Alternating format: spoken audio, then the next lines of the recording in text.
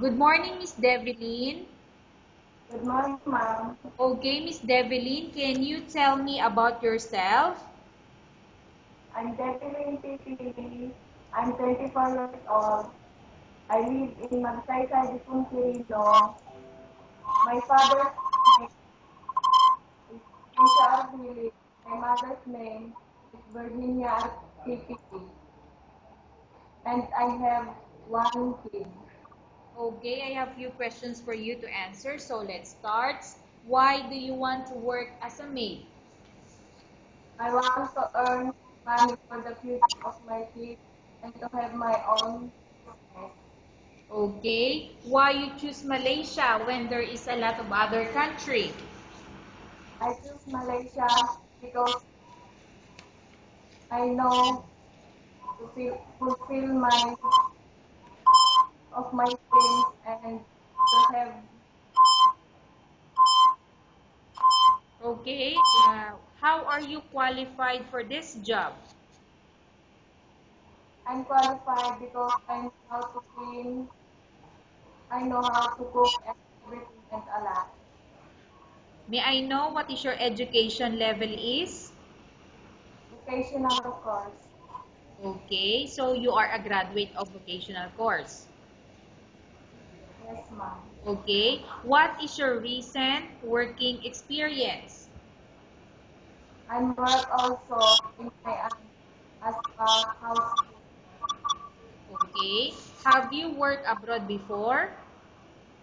No, ma'am. Do you have experience of taking care of baby? Yes, ma'am. And whose baby or children or kid that you are taking care of? Me, ma'am. I'm sorry? Me, ma'am. Okay, you mean your own baby. Yes, ma'am. Okay. What about elder or older people? Do you have the experience? No, ma'am. But are you willing I'm, to take care? yes, ma'am. Do you have any other special skills? Yes, ma'am. Can you Do tell me gardening. what are those special skills do you have? Do gardening, ma'am.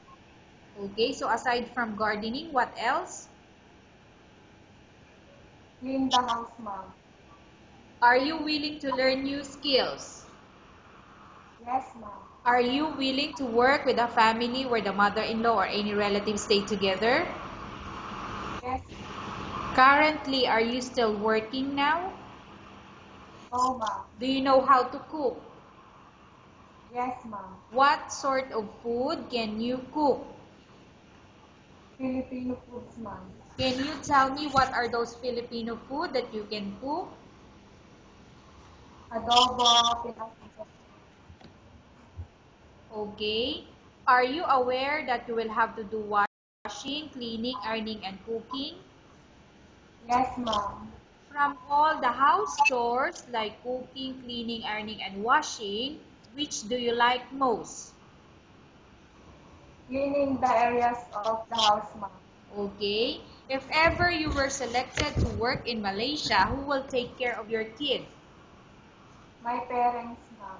You are not allowed to use handphone during working hours.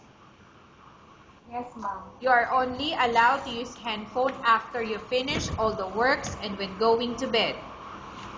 Yes, You are strictly needed to surrender the handphone to your employer in the morning and your employer will return back to you once you're going to bed. yes, If ever your employer finds out that you're abusing your handphone and it's affected your work performance, your employer will confiscate your handphone and you're not allowed to hold it anymore. Instead, your employer will allow you to call to your family 3 times in a month. You're only allowed to bring normal phone and you're not allowed to bring smartphone. Are you agreed for the terms and condition? yes, ma'am. Are you agreed to the rules and regulation for the handphone? Yes, ma'am. How many years is the contract as you agreed and understand? 2 years, ma'am. Can you describe for me your ethics or your attitude?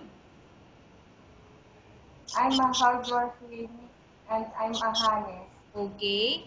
How can you assure to us that you will work hard in Malaysia? Must follow the rules and regulation, ma'am. Okay. Can you promise not to use the telephone without the permission of your employer? Yes, ma'am. Can you promise not to put on makeup but to dress properly while work? Yes, ma'am. Can you promise not to invite friends and relatives without the consent of your employer? Yes, Can you promise not to ask for advance salary from your employer under any circumstances? Okay. Can you promise not to ask for advance salary from your employer under any circumstances? yes, ma'am. Do you really understand of the rules and regulation of the agency? Yes, ma'am. Do you pay any placement fee for you to come to Malaysia to work as a maid? No, ma'am. Do you have any history of sickness, example breast cancer or any other illness? No, ma'am. Do you suffer from any skin diseases, allergy, or physical defect? No, ma'am. Have you suffered from any serious illness? No, ma'am. Do you smoke? No, ma'am. Have you undergone any operation or surgery? No, ma'am. Are you medically fit? No, ma'am. Miss Develyn, are you medically fit? Yes, ma'am. Are you in any medication? No, ma'am. Are you allergic with any food? No, ma'am.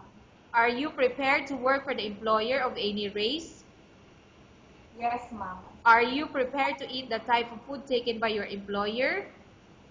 Yes, ma'am. Are you afraid of being left alone in the house? Yes, ma'am.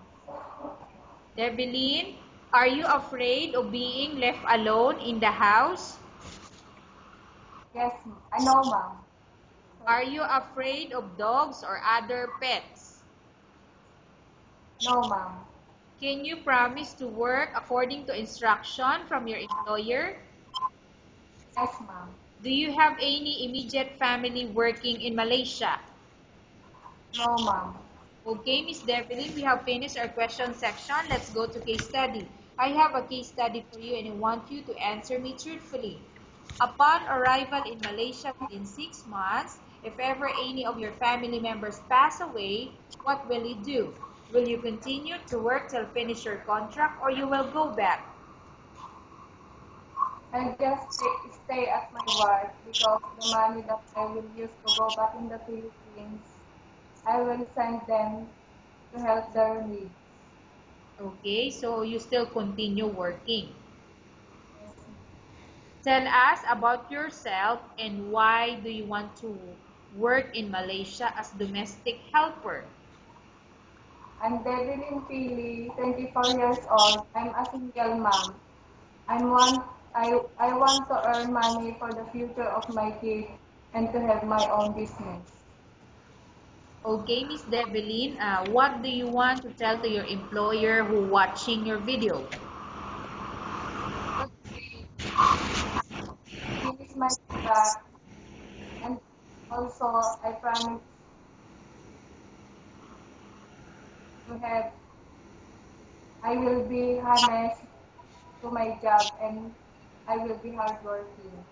Okay, thank you very much, Miss Develyn. We will update to your agency if there's any selection made by the employer. Okay, ma'am. Thank